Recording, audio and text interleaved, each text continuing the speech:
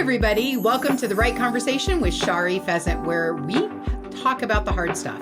I get into the real good things that you really want to hear when you listen into conversations with people. Look, communication isn't the biggest problem on a team.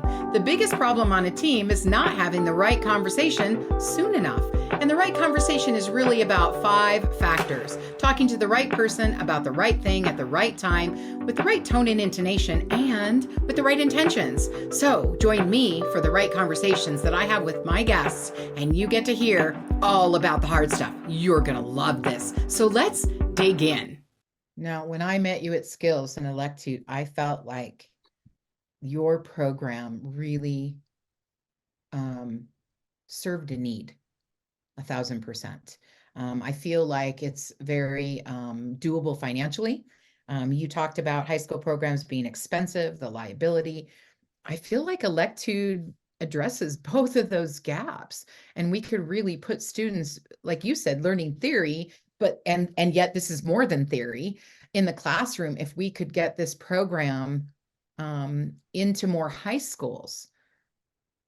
Right. Yeah, I mean, really what Electude focuses on is the fundamental theory to build upon.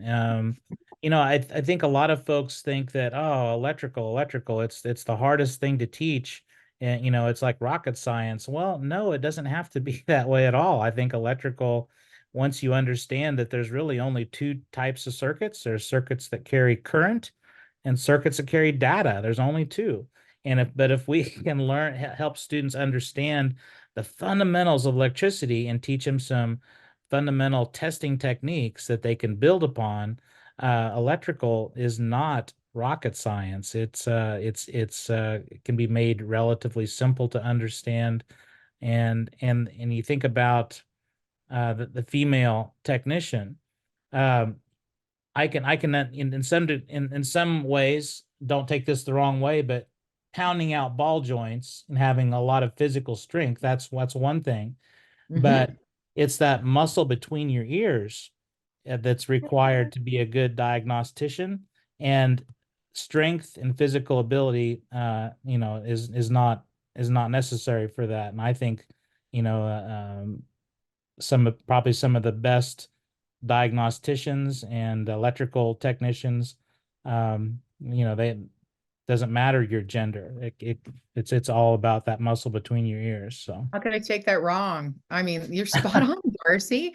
You're spot on. Look, physically, women and men will never be the same. It's just the way that it is, right? It's just never going to happen. I worked with a gal who said, look, women's skis are really just men's skis painted pink.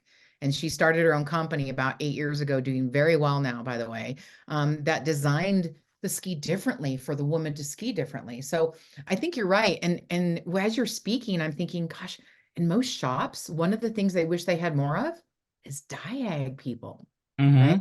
Really good diag technicians. So ladies, if you're out there and you're looking at teching, stop thinking about it as a muscular, right? A muscular position for yourself. Learn the diag, go in and run the world. Oh, yeah, especially with electric vehicles. I mean, there's not a lot of that heavy lifting required, I think, on those. It's more, electrical knowledge, computers, systems. Yeah, obviously those cars still have heavy parts on them, and they still have ball joints and things like that a conventional car has. But yeah, I think you're spot on. The shops need diagnosticians, those who understand electrical, computers, and physical strength is not required for those types of jobs. Do you find that in your experience with the people you've spoken to that there's enough of a budget for training in shops right now? Or do you think that that's something that really needs to be looked at? And by the way, let's just multi-industry this, right? Sure. There's a lot of industries that are going through changes, and are they, with the training and the new workforce, are we developing enough, or do we need to really stop and look at our models and bring some development back in again? Well, I think, I think we're on the, it's starting to be the need is being recognized, and I think there's strides. We're working towards that, and I think most independent shops and dealerships alike, they've recognized that if they're going to remain relevant, they have to invest in training. And with electrification coming on strong, there's there's little No way options. around it. Yeah, Yeah. you have to provide means for training your employees if you want them to stick around, and become, you know, lifelong employees. I think training is a necessity, and should be an integral part of their employment. Yeah. Yeah, absolutely. Like, I'm thinking, you know, as you're talking, right? I'm thinking at review time, we always think we have to give them a raise, any employees, anywhere, right? And I think that's wrong. I think that an extra day off is something. Look, I'm going to give you 2 more PTOs for the next year, right? That's kind of something that we can give. I think we can give, let me give you $1,000 or $1,500 or $2,000 budget to for training. I want you to locate training. I think we invest in training too. However, I think it's nice to give them the choice of what they want to be trained on. Oh, absolutely. Yeah, I think a happy employee, those that are is going to be a lifelong employee. So if they're interested in becoming a diagnostician, for example, and not working on the lube rack, so to speak, then yeah, they're going to stick around. Yeah. Isn't it funny though? We won't let them get to the diag rack until they've put in their time in the lube rack. That seems to be kind of a trend where you kind of have to earn your stripes, so to Pay, speak. pay their dues, we Pay call your it. dues on the lube Pay rack. Yeah, dues. yeah. And that's funny though, the new workforce does not relate to that. They don't really, No, like, look, if I put time in to learn and to do this instead of that, aren't I more qualified? Can't I bump ahead? See, they're looking for that. I think that's a gap. That's another gap we have. absolutely. Yeah, and I think too, just the the society that, you know, we're you want to call it microwave society, but we What do you don't. mean? Wait, what microwave society? I know that's their old world term there, What isn't is it? that?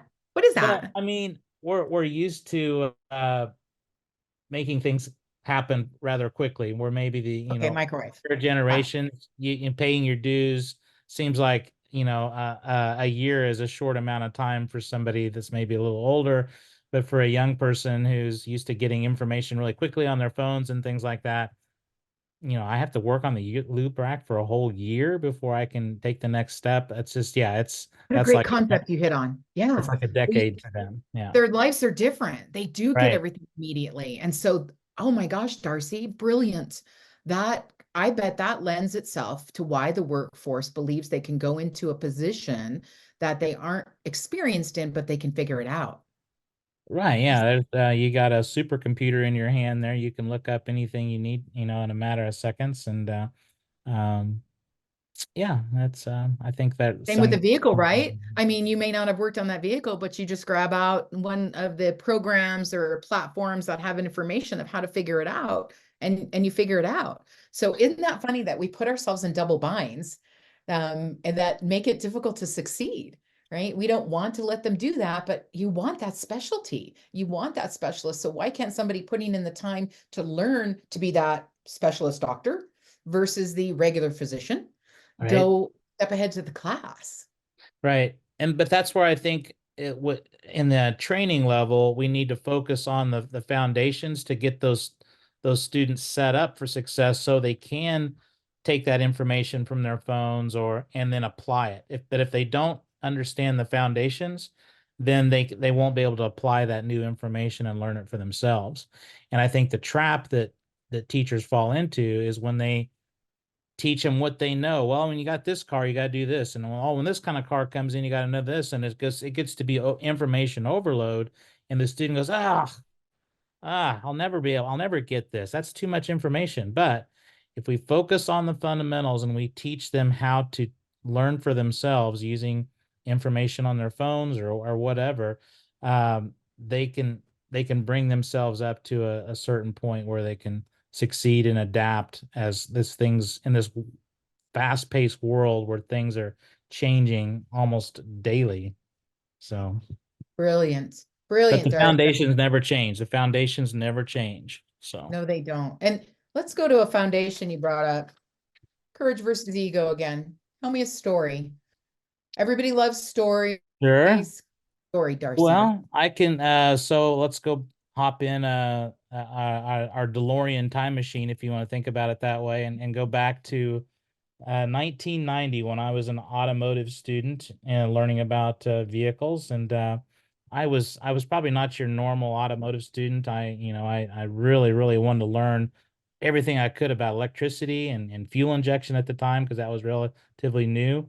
And after about the third day of learning about carburetors and ignition points, I asked my instructor, "Hey, are we ever going to get to fuel injection?"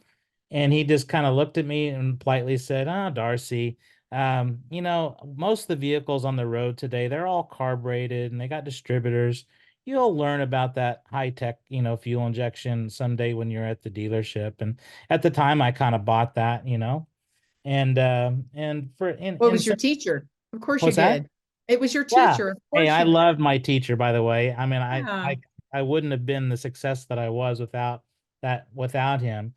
But then years later, 15 years later, now I'm transitioning from being a technician to a teacher, and I'm having to think about everything that I don't know, and having this apprehension, this tightness in my chest about, what if a student asks me a question about a vehicle system I don't know about?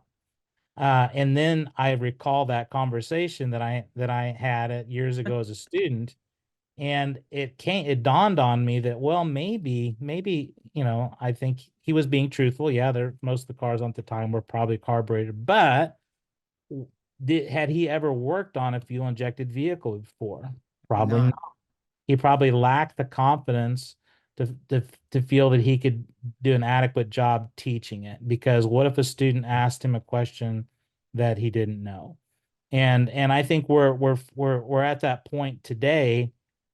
Why aren't we teaching electrification in our automotive programs? Mm, I think it's largely because teachers, don't they're know. they're well experienced on working on fuel injection now, but man, electric vehicle, they don't have that practical hands-on experience, and it scares them a little bit. That's just my thoughts. Just like years ago, where fuel injection scared my teacher, today's teachers are scared about teaching Okay, electrification. Darcy, there's some So, instructors listening. There's some instructors listening. probably. Let's yeah, we've got a base here that does stretch wide. And so what's our message to them is, like, learn beside them. It's okay to learn beside them, right? Absolutely. Yeah, Look, you know what? I don't have much experience in that. My mine goes a little bit, but let's learn that together. Let's read through it. Let me show you how to learn, right? I mean, that's what teaching is exactly. about. I'm showing you how to learn. So I don't have to know everything. I might learn right beside you and then model how I can learn when I don't know it. Yeah, and it's going to be a little bit uncomfortable for the teacher probably to admit, well, you know what, I don't know, but hey, it's just a big hunk of metal. I'm sure Oh we can gosh, figure we got this to get thing over out that, together. because there's a lot of things I don't know. You know what? There's that leadership. Like, I don't know what the best answer is. Why don't we look at that together? Yeah. Right? Be confident. There's that confidence. It's also circular. I just love the topics that you picked and the conversations that you're having with me today, because it is very circular. And it's just about saying, look, I'm confident enough in what I do now that got me where I'm at, but I'm not going to get where I'm going the same way I got where I am. And Yep. so I may need to step into a place where I don't know. And instead of modeling what I'm teaching, how about I model how to learn Exactly. Exactly. I don't think we'll ever quit being a student. If you're going to remain in any industry, you've got to be teachable. You've in got to life? in In life, life, right? The lifelong got to be learning. able to Isn't that weird though? adapt. But then we don't follow that, Darcy. That's where we're so funny as humans, is that makes sense and then yet we don't. Oh, I know. We all struggle with it. I'm no different. I struggle with it still today. I have to sometimes, it's just something you have to make up your mind. You're going to tell yourself, no, I'm not going to be prideful about this. I'm going to admit when I don't know something, and I'm going to I think seek it out the also comes from a resources servant that. heart, right? It comes from a servant heart. I want to Sure. have the answer for you. You've come to me because I am experienced. I probably feel like I should know that because I'm an over responsible sort of Mhm. person. And so it does come, just to, for those of you getting really angry out there at our conversations, right? It does come from a servant heart, and we mean it kindly. It's just that, look, Absolutely. as humans, if 2020 gave us anything, it really did shift our mindset a bit, where we're not as tolerant of things that aren't healthy or helpful to us anymore. We realize what we can do without a little bit more and what we don't need to tolerate. Hence the quiet quitting, right? The great resignation. I tell everybody, look, it's the great rejuvenation. Look at it from a positive perspective. There's something different going on, and it's fun. Absolutely. No, I think there's a lot of great things going on, a lot of opportunity out there with all this change for the right person who has that foundational knowledge and then the willingness to learn and keep learning, and with the skills to be a self-learner. And if you're a trainer or a teacher, regardless of what the subject matter is, I think it's more important to be more of a learning facilitator than the expert in front of the class that's just um, regurgitating information that they've accumulated over their career. So teach students the basics, keep it simple, keep it fun, keep it interactive, get their hands dirty, and be at times, like you say, learn alongside the student, be that facilitator, having that background, having that knowledge, being able to provide context and examples that help the learner develop confidence. I think that's where it's at today. Boy, I'm getting a bunch of just one things out of you. Towards the end of our every conversation, I always ask our guest about just one thing, and we're going to ask Darcy that in just a little bit. Darcy, I want to talk to you a little bit about that was almost just one thing right there. About STEM, right? Yeah. Science and technology. The M stands for mathematics. Why doesn't it stand for mechanics? Right. I don't Yeah. get it. No, Right? Are we included in technology? Do we just kind of disappear under that piece of it? I think you're maybe onto something there. Yeah, I think definitely. I think that working on cars, working on whether it's a car or a truck or electric vehicle or even a wind generator. I mean, it could be anything in those technology related industries. Yeah, they How we should be get to the included. moon. That is how we get to the moon. Right, right. It takes all of us. Yeah. So I get there's there's a math huge in it too, but I call it STEM. Oh, because there's two right, M's. There's two right. M's in STEM. We need to go to the Department of Labor. There has to be two M's in STEM. I just think it's so important. And it's funny, we don't call our mechanics anymore. We call them technicians. Right, right. I understand. Yeah. No, but we have a need for people that obviously there's certain people that are blessed with mechanical aptitude and the ability to work with their hands, and yeah, we need to encourage those people, and there needs to be good paying jobs for those folks, and yeah, it should definitely be included in STEM. I think that that started to come up. I've seen that in the industry. I work a little bit on a nationwide basis with different coaching companies, et cetera, right? And so if the shop is charging what they're really worth, they have the money to pay the technicians what they really need to have Mhm. the $120,000 worth of tools, to have the training to do the things, to work on these like crazy vehicles that Right. are today. And so I think that it's really important. One of the things I see that I've noticed is shop owners are so used to doing things on their own that labor tends to be somewhat invisible, right? It's kind of like a soft skill. Hmm. It's not that important, and yet it really is. Like it's the base of their margin today with the way parts have gotten so commoditized. Right, right. Yeah. Yeah. So if we are brave enough to coordinate the service that the customer is looking for, we're able to charge our value, and we can then give our technicians their value. So, because I mean, I don't know about you, but the median home price has almost doubled here in the Right. last Yeah. 5 years, right? Yeah. And so our guys have to I always believe happiness is the ultimate profit driver in a business. I attach the soft skill to the ROI 1,000%. And I think it's really important that we understand that people are first and our technicians are the front line of our business. And by the way, this does go across industry. I don't care if you're high financial, retail store, right? Landscaping business, insurance company, right? It is about developing your people. They may come in and not know how to be an adjuster. But when you teach them how, right? Teach them to fish, then they become your best fishermen. Right. I think people are craving good customer support. There's so much that's being automated today where you call your bank or whatever Mm, and your insurance and you're talking to a robot, or a bot. And I think, most consumers appreciate good service and good customer support, and that's regardless of the industry, whether you're a shop owner or a nail salon, offering good customer mm. support is and and Key. and is key. Absolutely. Yeah, I love that, Darcy. I love it. All right, so give me another story, Darcy. Tell me about a time where you maybe were involved with, and obviously anecdotally, right? We don't use names, it doesn't matter. These are just lessons for us.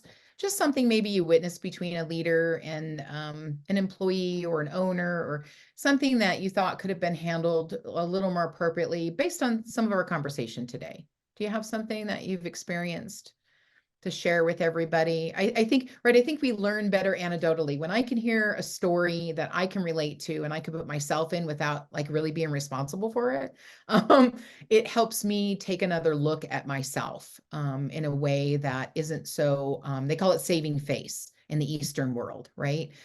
So what's a good message that we can put out today in our conversation for people to really stop and think about? This isn't your just one thing yet. I just grab Right. and value because you're full of value, sir. I am so happy to have a conversation with you. Right. That's a great question. About an interaction between a like an employee and a manager. Yeah, like a leader or yeah. Mhm. Um, I know you're gonna have to edit this part, Sherry. Sherry, for some reason I'm just having trouble just coming up with a really good um That's okay. I think I kind of put you on the spot with it too, right? You did. I shared a little bit about a shop owner with an apprentice. We had talked about that. right. Maybe it's a student. Maybe it's an interaction at your booth. I love your product. I just again, I think it's so today's world. It puts it on the screen. It lets people are video gaming, right? They're Yeah, gamers, and right. so it's almost like adding the game to the work. Right. And I really I think that's neat. right. Well, let me use maybe a teacher student interaction. I think a lot of times today's teachers they view the students through their own eyes and not through the students' eyes. Um, Back in the day, when I was a kid, this is the way we did it, and this is, and they're not they they need to put the optics change their optics of how they view today's students. Today's students, they have a lot of head knowledge, but they lack that hands-on experience. And so oftentimes I think when a instructor sees a student struggling physically with something, or even just how to position your body for mechanical advantage, you don't want to say, "Wow, what are you doing here? That's not the way." You don't. Yeah, I think sometimes we just take for granted that they know certain things, and when they don't, and there's no shame that they don't know those things. We just need to. I just think as leaders, as trainers, we need to stop viewing today's learners and students through optics from that we experienced 30, 40 years ago, and really see things through their eyes and through their experiences. That's probably one of the better lessons I could say to a new teacher, new instructor. Um, Darcy, I want to give that lesson to an owner of a business of any industry, right? Is stop seeing people through your own optics, through your own experience, and start right, looking at them from where they're at and and in today's world. right, yeah, yeah. Things have changed quite a bit, and today's students aren't like yesterday's students. Today's employees are different than yesterday's employees. There's so many opportunities. If they don't see the opportunity in the job that they're in, they're going to be quick to move on to the next. Where maybe years Yes. ago somebody would struggle and they would stay in that Okay. position. So Hmm. I think we need to recognize that as leaders, as employers, that we need to view things differently and view employees through their own eyes, and provide them opportunities to make them feel like they're making a difference. Yeah. Ideation, innovation in the team, right? It just needs to be a theme that we have, Darcy. I just have loved our conversation. We have, you said earlier, well, we're going to jump around it. Yeah, we are. We provide a lot of value in a lot of different ways. And, we have that mindset where we don't even stay on topics very long in this world anymore, right? We're jumping from screen to screen. Right. We're recording shows so we can skip the commercials, right? We're really fine-tuning how we pay attention and how we put in our time. I think you're brilliant. You've hit on some amazing things. Teachers are such a light in this world, and you have a teacher's heart for sure. And we talked about just one thing. Darcy, every episode, I really love bringing valuable conversations to the forefront. Just to create some mindset shifts, right? Some thought-provoking options for people to really consider. And today, what's your just one thing? What if somebody was to take one thing away? What would the just one thing be that you'd want them to remember?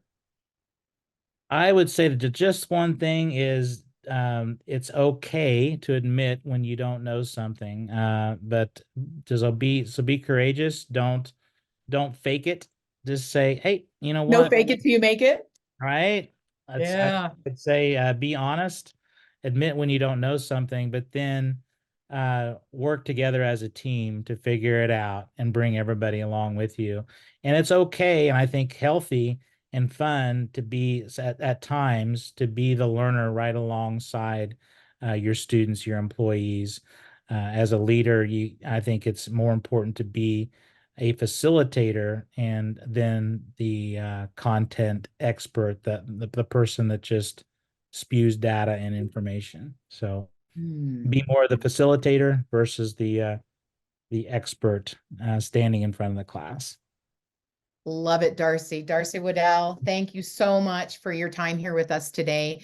I appreciate it. We're always about the right conversation. I hope you've heard some right conversations in our talk, and I know it's not just one. Darcy, you brought a lot of value today. I appreciate it. I think pretty sure we are going to have 2 episodes for people to listen to from our conversation. I'm really thrilled about it. And so everybody, please stay tuned and listen to our first episode, jump into our second one, and we are so looking forward to having the right conversation with you. I'll see you on the inside. Thanks for joining me for that conversation. My goal is to change the world one conversation at a time. I hope you'll join me for other podcast guests while we talk about the hard stuff and really dig in. If you love what you hear, like, share, and repost so we can grow this podcast. I hope to see you on the inside.